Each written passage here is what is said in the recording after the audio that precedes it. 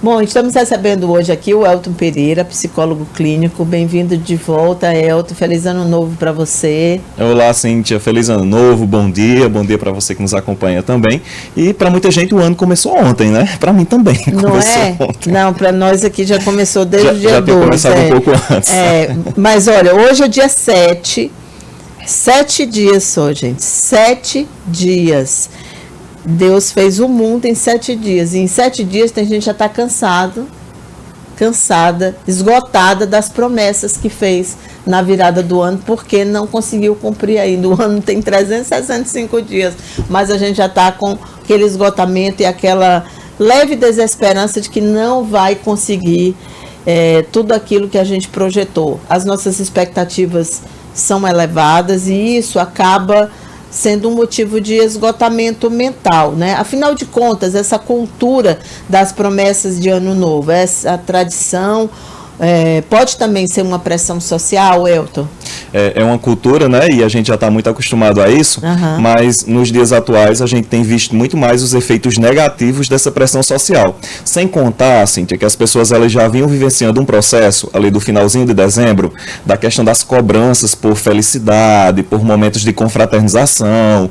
Isso foi muito presente na clínica nos últimos dias de dezembro, né? E o quanto que, infelizmente, as pessoas elas estavam sofrendo mesmo uma pressão social por comemorações, para que a pessoa estivesse bem, para que ela estivesse feliz, para que ela estivesse grata por algumas situações. E vocês não conseguem imaginar o quanto que às vezes isso provoca sofrimento nas pessoas, essa cobrança, às vezes exagerada, descontrolada.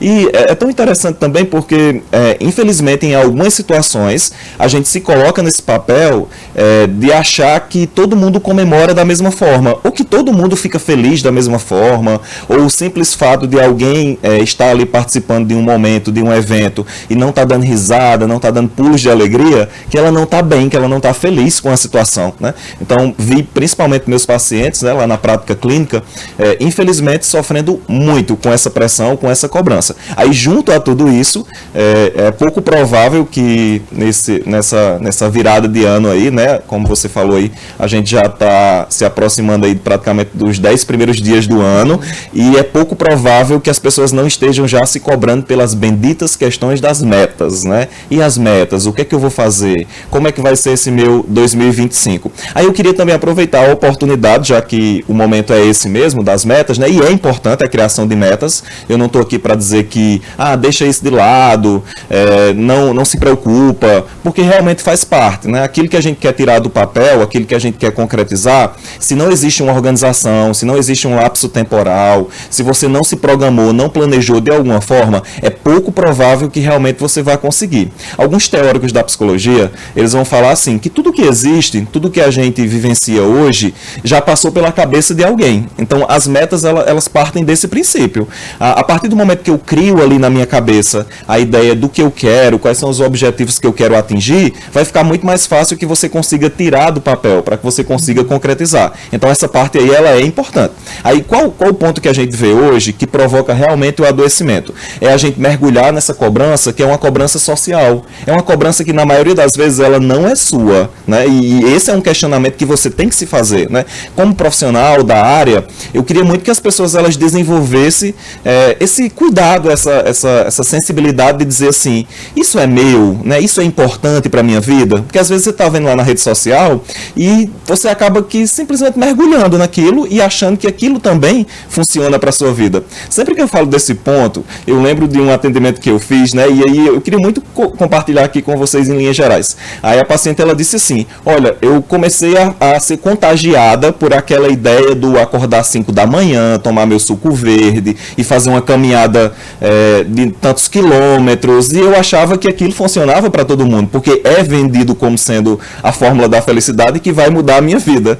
E ela disse que tentou, né? E aí ela percebeu que aquele passo a passo ali, de acordar às 5 da manhã e tudo, ela disse que 9 horas da manhã já não tinha mais nada para fazer, porque ela já tinha feito toda a programação dela por ter acordado muito cedo. E ela disse, olha, isso não funciona muito para mim, eu não tenho motivos para acordar às 5 da manhã, eu posso fazer tudo isso no meu tempo, na minha velocidade, no meu ritmo, vai ser muito mais saudável. Então que você entenda que a pressão que acontece lá na rede social nem sempre se encaixa na tua realidade, né? Esse é um primeiro ponto que causa sofrimento na vida de muitas pessoas. E desmistificar também a ideia, eu já vi várias pessoas comentando, inclusive profissionais, de que não faz meta, não é para se cobrar, ou então que o dia 1º de janeiro ele é igual a qualquer outro dia do mês, não faz diferença. Então por que você está achando que no dia 1º de janeiro ou nos primeiros dias do ano a gente vai mudar a nossa vida? Não é bem assim que a coisa funciona. E realmente tem um motivo, tem um sentido.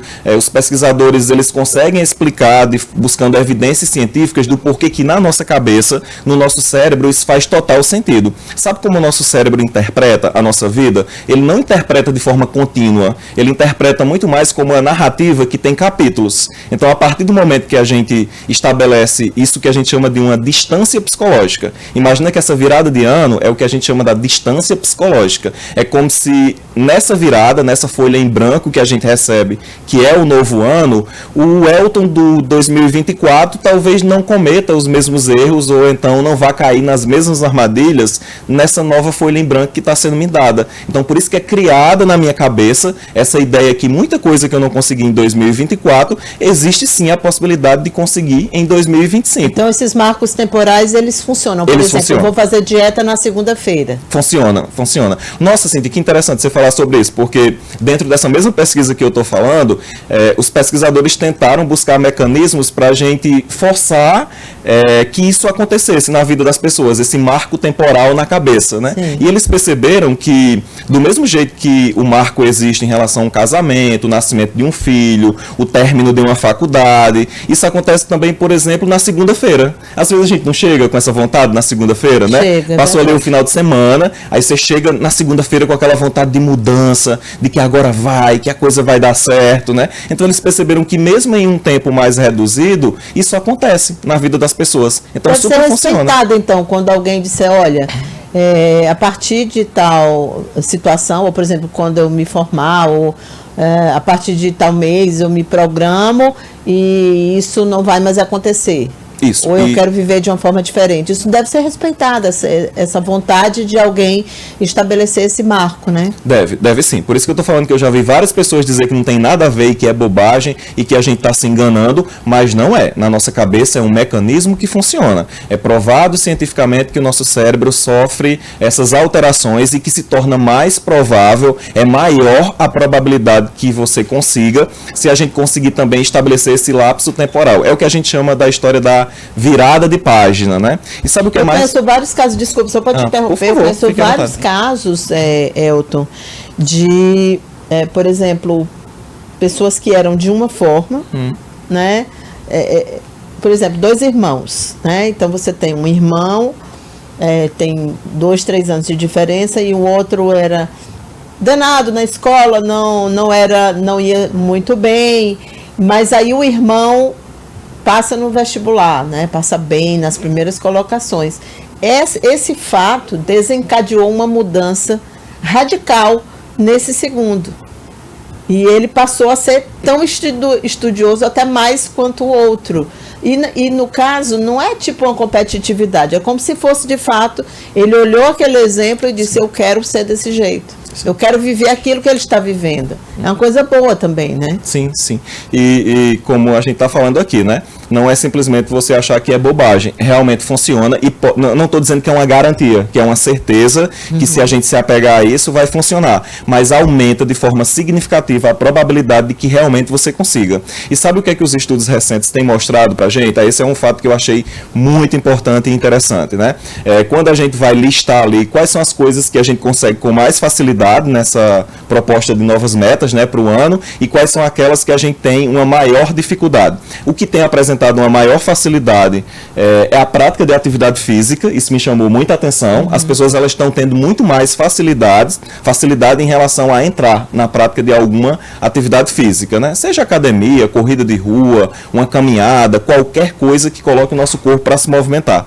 E aí o que também eu consigo enxergar na prática diária, que representa a grande dificuldade em relação ao estabelecimento de metas, é a diminuição do tempo de tela. As pessoas têm tido muita dificuldade em relação a diminuir o tempo de tela. Então, se você já estabeleceu as suas metas e está incluído essas duas questões, né, a prática da atividade física e a diminuição do tempo de tela, já vá com essa informação privilegiada de que vai ser muito mais difícil você diminuir o tempo de tela e que vai ser muito mais fácil você aderir à prática de alguma atividade física. Ontem, hoje eu estou querendo compartilhar as experiências, né? Mas aqui ontem me chamou também muita atenção na academia. Por ser uma segunda-feira, a gente já espera que vai estar lotado, né? Mas ontem foi um dia atípico porque existia uma fila na recepção quando eu cheguei. E eu achando que era... alunos. Eu achando que era pela questão é uma segunda-feira, o ano está começando para muita gente hoje e tudo, mas depois eu percebi que eram novos alunos, eram gente fazendo inscrição para começar, né? A prática da atividade física. E eu vi também alguns comentários ali dentro da própria academia, é só a coisa do momento, possivelmente essas pessoas semana que vem não estão nem aqui mais, é só a coisa de virada do ano, de que todo mundo agora vai mudar a vida.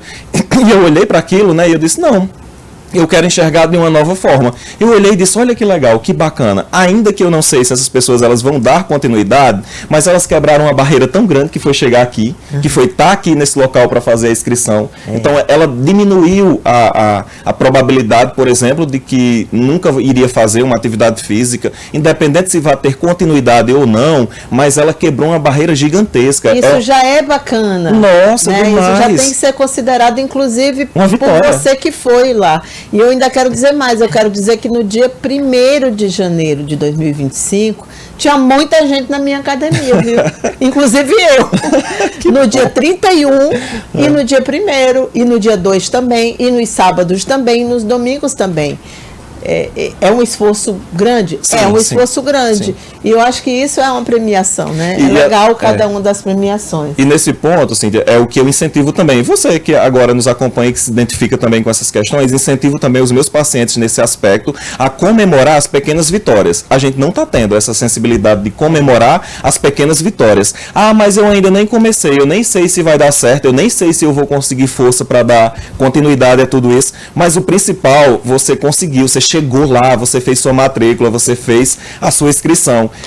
É o que eu falo também para os meus pacientes, às vezes, que não conseguem atingir uma meta, porque essa questão de estabelecer as metas, o que gera também sofrimento em relação à ansiedade e até casos depressivos, é quando a gente não consegue, né? Quando a gente não atingiu o nosso objetivo. E você tem que entender que o simples fato de... Gente, desculpa, é porque realmente minha garganta está pesada nesse retorno. Tudo bem.